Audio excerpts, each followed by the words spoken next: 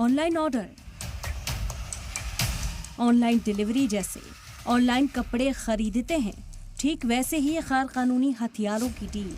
न कोई phone call, न किसी हथियार स्मगलर से मुलाकात। पिस्टल, तमंचे, जिंदा कारतूस, ये वही हथियार हैं जिसकी डील ऑनलाइन फाइनल हुई। पुलिस हैरान है, हथियार स्मगलर्स ने गैर कानूनी कारोबार चलाने वाले का गजब खेल रचा था। पुलिस के मुताबिक हथियार स्मगलर सोशल मीडिया को गैर कानूनी कारोबार का जरिया बना रहे हैं।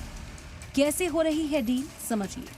दरअसल सबसे पहले फेसबुक और इंस्टाग्राम पे गैर कानूनी स्मगलिंग के पेज पर डिमांड रखी गई।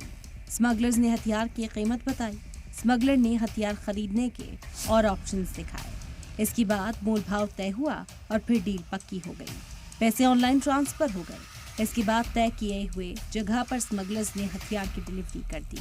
मार्केट में जो है ये आपस में सोशल मीडिया, इंस्टाग्राम या फेसबुक के माध्यम से सौदा तय करते हैं और फिर उसके बाद कई बार कैश में या कई बार अकाउंट में पैसा ट्रांसफर करवाते हैं। जैसे ये जो सौदा तय किया गया था, इसमें जो खरीदने वाला विशाल है, इसने पेटीएम के माध्यम से प्रतीक त्यागी के जो खाता है उसमें पैसा भेजे थे। लेकिन इस बार गिरोह का पासा उल्टा पड़ गया। मुखबिर की खबर पर पुलिस पहले से जाल बिछाए बैठी थी। जैसे ही स्मगलर हथियार की डिलीवरी करने पहुंचे, पुलिस ने इन्हें रंगे हाथों पकड़ लिया।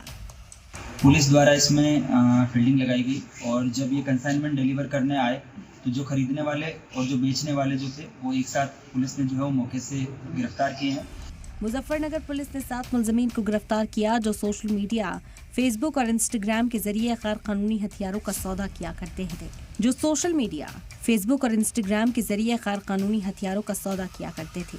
इस रैकेट का कलीदी मुलजिम अभी भी फरार है। ये पूरा खेल मेरठ से चल रहा था। ब्यूरो रिपोर्ट, सलाम टीवी।